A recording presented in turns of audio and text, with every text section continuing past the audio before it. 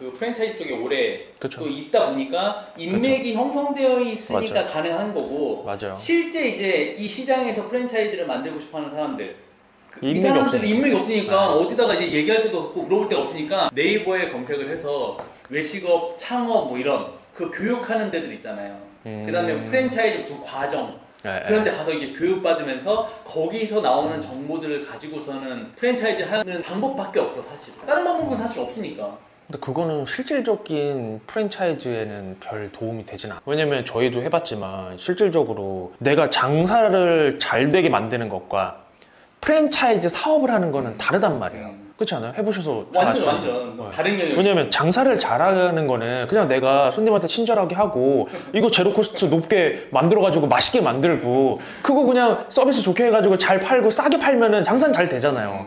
근데 프랜차이즈는 어찌됐건 그분들도 나는 장사는 잘하는 사람이지만 프랜차이즈 하려면 물류를 했을 때 예를 들면 소스도 OEM 해야 되고 수발주 프로그램도 세팅을 해서 가맹점한테 납품까지 해줬을 때 아무 이상 없이 도착을 해야 되니 어떻게 보면 이런 커피는 조금 더 수월하긴 하죠. 왜냐면 그 주로 쓰는 것들이 일반 시중에서도 어느 정도 구할 수 있는 건데 음식이나 뭐 예를 들면 소스나 이런 것들은 프랜차이즈 본사가 본인들이 갖고 있는 레시피가 다 따로 있고 그 맛을 내야지만 이 브랜드를 좋아하는 거일 텐데 물류를 못 풀어주면 혹은 기대치를 못 맞춰주면 너무 어려운 거죠. 그렇지. 그리고 또 이제 들어가는 매장이 첫 그쵸. 1호점을 내가 장사를 잘해가지고 대박을 만들었다고 쳐도 그쵸. 이게 다른 데서 똑같이 잘 되리라는 보장은 맞아요. 없고. 그 가맹 점주가 잘해줘야 되는 건데 그렇지. 사람이 어떻게 똑같이 일을 해. 그러니까 이게 프랜차이즈가 교육의 영역이라고 얘기하는 게 오래 하는 사람들이 다 똑같이 얘기하는 게 이걸 어떻게 어떤 시스템을 만들어서 제대로 된 교육, 점주들한테 제대로 된 교육을 해줌으로써 내가 했던 매장과 똑같은 그런 효과를 내게 만들어줄 수 있는지의 영역이라고 생각하거든요.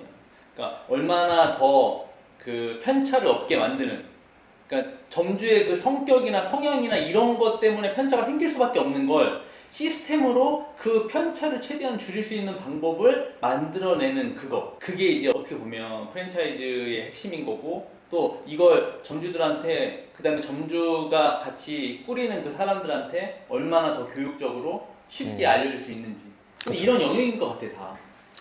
그러려면 맛의 편차가 이만큼을 내는 것도 아니고 아예 현저하게 떨어지는 것도 아니고 요 중간에서 살짝 괜찮게 만드는 수준을 낮춰야 되는데 장사를 오래 하신 분들은 그게 안 되는 거지. 나는 이 정도를 꼭대기를 맞춰서 이거를 팔고 싶은데 프랜차이즈 사업은 먹을만 하게끔 만들어 놓고 그거에 대한 뭐 유행을 만들어낸다든지 아니면 어떤 아이템을 돋보이게 만든다든지 여기에서 갈리는 건데. 그러니까 그 영역으로 네. 따지면 네. 그렇게 그 뭔가를 첨가해야 되는 부분들까지 다 따지고 보면 지금 이 범위가 끝도 없어지니까 그렇죠. 어떤 한 사람이 만들어내기에는 쉬운 영역은 아닌 거죠.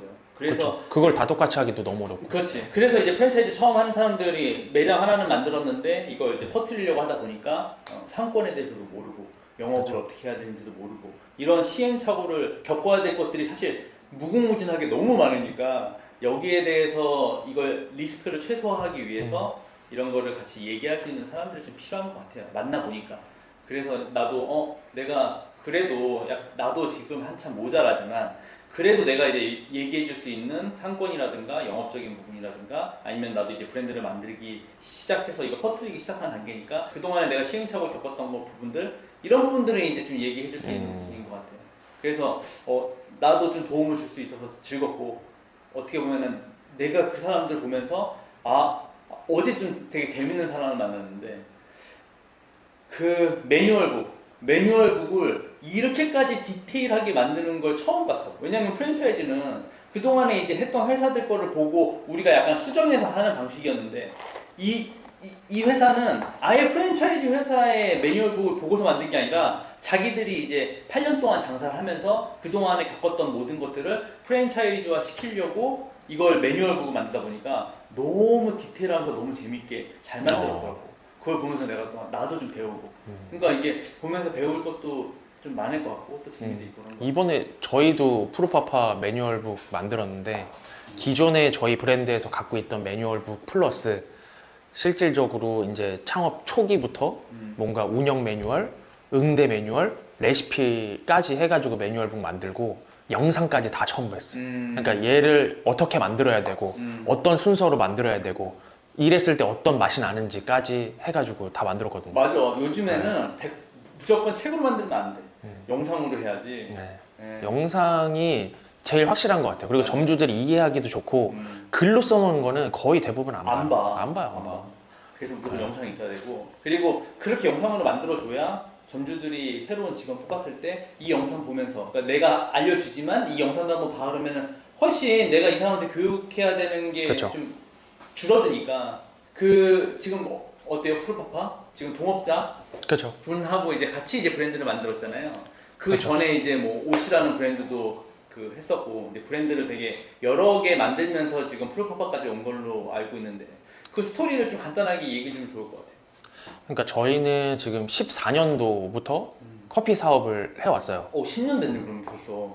그렇죠. 거의. 왜냐면 제 동업자와 14년도에 만나서 원두 공장부터 해가지고 저희가 직화 로스팅 커피로 먼저 은평구부터 시작을 해서 한 30개 지점 이렇게 오픈을 했고, 그리고 저희는 계속 원두도 지금 다른 뭐 체인이라든지 아니면 일반 개인들한테 납품을 해주기도 하고 저희 것도 공급을 해서 저희가 쓰고 있는데, 그러다 보니까 이제 저희 프랜차이즈를 확장하기보다는 기존에는 이제 다른 사람들의 커피 매장을 오픈을 시켜주고 개별 컨설팅을 해주고 이렇게 살아왔던 거예요. 그것도 하고 있잖아요. 지금 인테리어 그거. 그렇죠. 희연제 그 네. 인테리어. 그러니까 희연제는 이제 푸르파파도 기획을 하고 실질적으로 그런 컨설팅을 할 때 모든 그냥 이 공간을 사용하는 상업 공간에 대한 이제 컨설팅을 제공을 하는 거죠. 기획 회사인 거죠.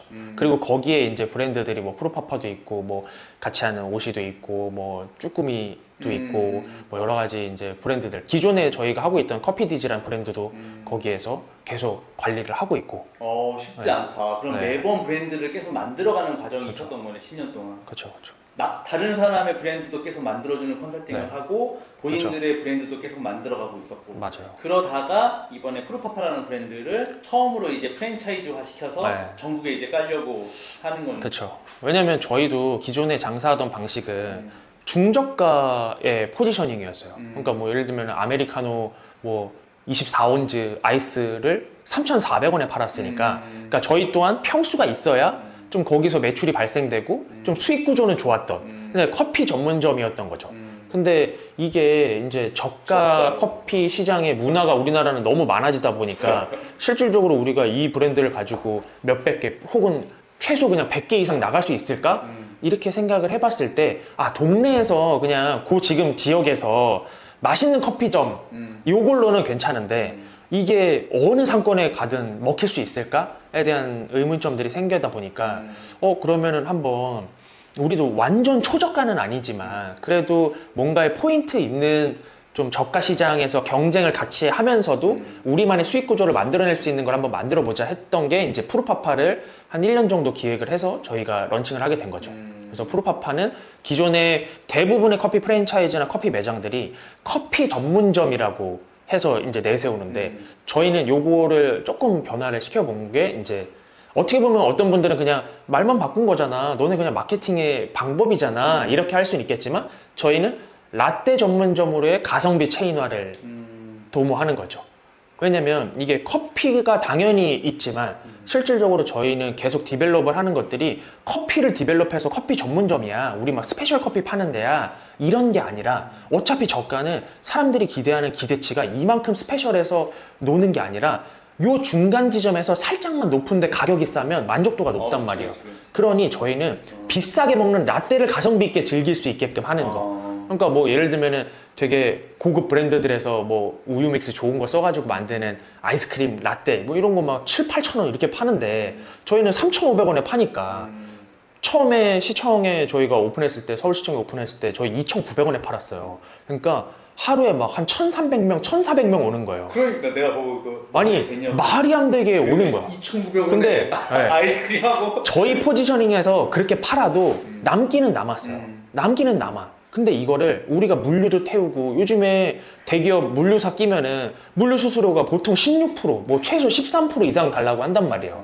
그러면 보통의 커피 프랜차이즈가 35% 내외의 코스트를 맞추려고 하는데 우리는 우리 입맛도 또 까다로우니까 맛있게는 만들고 싶은데 낮춰지지는 않는 거야. 도저히 이게 안 맞춰지는 거야. 그래서 지금은 이제 3,500원부터 시작을 해서 뭐 라떼 종류에 따라서 조금은 다르지만 저희 시그니처 라떼도 뭐 3,000원 뭐 중후반대 뭐 이렇게 포지셔닝을 맞췄고 소프트 아이스크림이 올라가는 그 아이스크림 라떼의 포지셔닝도 3,500원부터 4,900원까지 이렇게 해서 지금 맞추다 보니까 근데 아이스크림을 올려주면서 3,500원도 싼 거잖아 지금. 싼 거예요. 그러니까 왜냐면 엄청 일반 라떼가 3,500원. 라떼도 3,500원인데 거기에 아이스크림 3,000원짜리 네. 그냥 올려주는 거나 마찬가지니까. 네, 그렇다고 라떼의 양을 줄인 다음에 아이스크림을 올려주는 게 아니잖아요 지금.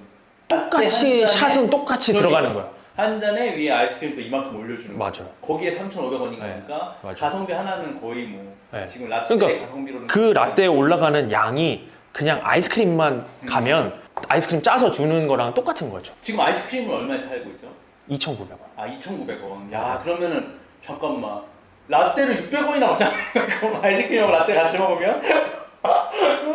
근데 지금 주로 제일 많이 판매가 되는 게 그 아이스크림하고 라떼 그게 시장에서 어쨌든 라떼 맛집으로 그동안에 좀 많이 유명했던 브랜드들이 커스텀 커피라든가 뭐 핫커피라든가 이런 네. 브랜드들인데 가격대가 그런 데 좀 있었고 그 그쵸. 정도의 퀄리티를 최대한 유지하려고 하면서 가격을 좀 더 낮추고 가성비를 주고 맞아. 여기 아이스크림까지 네. 거기에 상하이 목장에서 폴바셋 아이스크림을 가격을 2,900원에 지금 판매하는 그런 컨셉인 거잖아요. 그렇죠. 그러니까 상하 목장을 이제 쓰고는 있지만 실질적으로 온전하게 그걸 다 쓰진 못해요. 그치 네, 단가가 그래서 말이 안 되니까. 맛도 저희 걸로 맞춰야 되고 하니까 믹싱을 해서 이제 쓰고는 있는데 실질적으로 이제 포지셔닝이 상하 목장이 많이 들어가는 거는 사실이고 근데 그런 것들을 이제 저희 스타일로 이제는 변화를 하기 위해서 저희도 그 믹스 자체를 저희가 제작을 했고 그거를 이제 공급을 시작을 하고 있어요. 네, 그래서 그렇게 해서 그러니까 어느 정도 맛은 유지를 하지만 원가 자체를 떨구기 위한 노력들을 저희도 계속 하고 있고 그러니까 일반 지금 라떼 전문점이나 뭐 예를 들면 라떼로 유명한 그런 브랜드들은 가격대도 있지만 양을 작게 팔았거든요. 근데 양을 작게 팔고 보통은 크림이 올라간 라떼 종류가 시그니처로 많이 팔았어요. 대부분의 이제 그 라떼를 뭐 미는 마케팅적으로 미는 브랜드들이 근데 저희는 그렇게 하려다 보니 결국에는 손이 많이 가잖아요. 지금 제일 우리나라 시장에서 문제가 되는 게 인건비 문제라든지 취업에 대해서 일하는 사람들을 구할 수가 없거든요. 어려우면. 어려우니까. 아니 그것도 그렇고 매장에서 이 브랜드에서 일했을 때는 되게 편하게 일했는데 네. 이쪽에서 일하니까 너무 이게 힘들면 또 노동 강도가 또 세면 맞아. 이탈이 너무 많다 보니까 맞아. 그 부분도 사실 또 신경을 쓸 수밖에 없어요. 결국에는 사업이라는 게 매출이 높아야 뭔가 인원도 쓰고 그치. 뭔가 재료도 쓰고 월세도 좀 비싼데 들어갈 수 있고 한 건데 싼 것만 팔아가지고는 결코 매출을 낼 수 없다 보니까 여러 가지가 싼 것들은 일반 소비자들이 이 우리 푸르파파에 오게 하는 역할을 해주고 그치. 그리고 미끼로 이제 해주고. 그러니까 비행기로 치면 이코노미의 역할을 해주는 거고 아포가토 라떼나 뭐 다른 뭐 파인애플에다가 뭐 아이스크림 짜주는 것들도 있고 하니까 그런 것들 그리고 기본 라떼들 뭐 시그니처 라떼들이 이제 비즈니스의 역할을 해주는 거죠. 그러니까 거기서 이제 수익이 판매 비중이 높았을 때 수익 구조가 전반적으로 맞춰졌을 때 전체 코스트가 맞춰지는. 그러니까 내가 푸르파파가 조금 그래도 요즘에 이제 시장에서 어느 정도 사람들의 관심을 받는다는 걸 느낀 케이스가 뭐였냐면 이걸 똑같이 또 따라한 브랜드가 하나 또 생겼더라고요. 테라커피인가 봐. 아, 지금 작년에 저희는 그렇게 광고에 돈을 안 썼는데 저희가 이슈가 되니까 뭐 시그니처 라떼로 내는 브랜드도 있었고 생각보다 이제 큰 브랜드에서 모델 세워서 하는 데도 있었고 아이스크림 라떼를 대부분 이제 따라서 했는데 적극적으로 밀지 못하는 이유가 단 하나 있었어요. 뭐예요 그게? 아이스크림 머신이 고가예요. 어... 근데 그거를 기존 점주들한테 추가하세요 하면 과금을 해야 되니까 어려운 데들은 못 하는 거예요. 그러니 뭐 그런 여타 브랜드들은 신규 창업의 경우는 그거를 무조건 집어넣었지만 실질적으로 기존에 오픈한 데들은 못 넣었어요. 그러니 대형 브랜드들에서도 조금씩 추가는 했지만 실질적으로 이게 메인이 아니다 보니까 서브로 들어갔는데 아이스크림 머신은 900만 원짜리 막 들어가고 이러잖아요. 그러니까 안 팔리는 거야. 그러니 점주들은 또 나 안 할래 이게 되는 거고. 근데 우리는 그게 메인이었으니까 맞아. 조금은 그래도 그거 가지고 계속 유지를 했던 거고. 그게 이제 어떻게 보면 저희는 막 광고를 막 어마어마하게 하면서 가는 것도 아니고 이러다 보니까 점차 매출이 올라가고 있는 것 같아요. 작년보다 올해가 가맹점들의 매출은 조금씩이라도 좀 좋아지고 있고, 오픈했을 때 나 이거 알아 하면서 이제 알아봐주고 찾아와 주시는 분들이 생기는 거지, 실질적으로 막 뭐 얼마나 알겠어요. 뭐 업계에서는 그냥 얘네 그래도 조그만데 뭐 어디 대형 프랜차이즈 옆에 붙어서도 같이 살아가고 있다. 잘 된다. 네, 뭐 요 정도지.